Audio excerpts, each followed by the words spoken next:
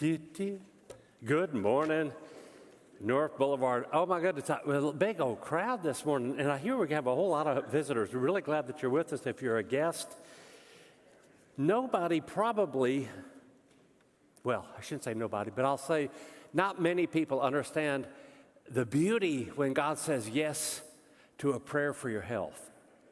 So you guys see me that I'm up here. Already it's a miracle that I'm up here because really statistically, given what I have, I shouldn't be here right now. And I do know that statistically, I still have a real serious battle ahead of me, but right now I'm in a lull. And I think the only thing you're going to notice about me is that I have messed up knees and a rash on my face that will not go away. So I feel like I can relate to teenagers even better now because it's like I'm going back through adolescence. So that's not really what the sermon is about, but I want to kind of set up something I want to tell you, which is that God answers prayers. Now, sometimes his answer is, my grace is all you need, but sometimes he does these really powerful miracles. And we had one here a couple of weeks ago, and it's pretty, actually kind of routine around here in some ways. A miracle's never routine, but this one I just thought, I just had to tell you a little bit about this one. So about 2 months ago, a young woman who's been associated with RFC and also with our MD316, our ministry to students, college students, was diagnosed with a mass, and her doctor said that it's likely this mass will prevent you from ever having children. So a series of prayers began, and then 2.5 weeks ago, she went to our war room. So North Boulevard has a lot of prayer ministries that go, actually a whole lot of them. You know, we have a daily prayer every morning. There's Freedom Prayer is about to start, if it hasn't already begun at North Boulevard. West Campus has a prayer team that's really, really active. Every day of the week they're active. But they went to the war room, which Curry Peacock started some years back. It's a really intensive prayer on Wednesday nights. You're invited, by the way, to go back there. Well, she went to the war room 2.5 weeks ago. They prayed over her, anointed her with oil. They laid hands on her.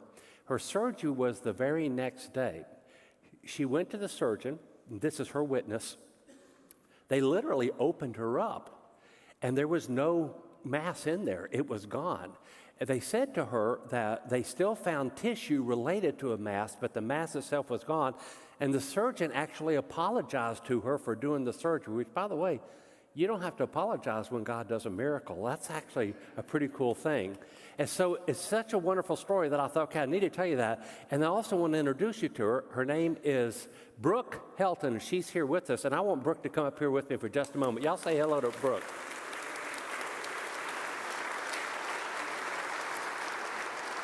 Hey, I'm introducing you to her, first of all, because she's a lovely person, but also because we just want to remember that God says, my grace is all you need in answer to some prayers, but then sometimes he does amazing things, as he did for you.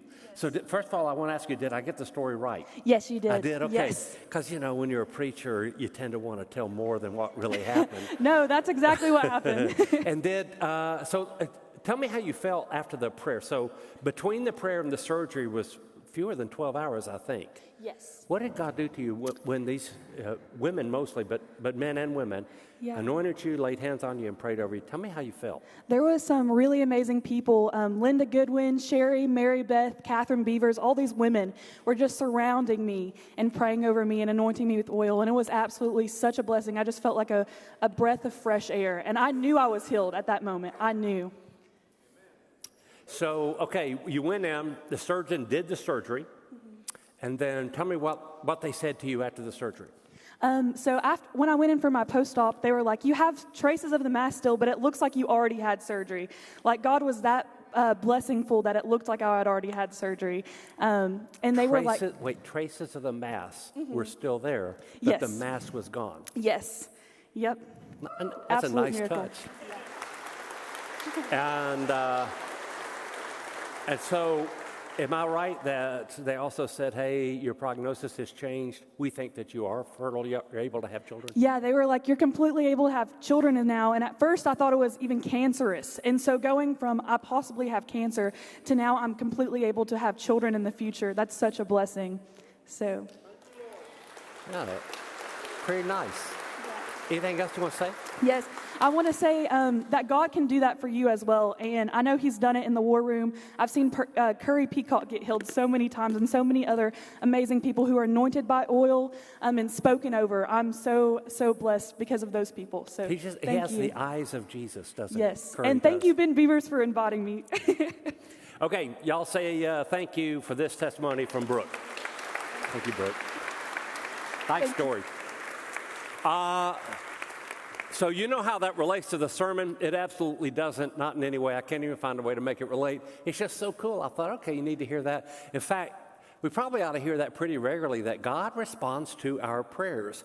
I do have to say, sometimes His response is, my grace is all you need. But sometimes His response is to make medical doctors say, I don't believe it. And as it was in this particular case. Maybe there is one application we can take from this, which is when God says, pray, do it. You ought to do it.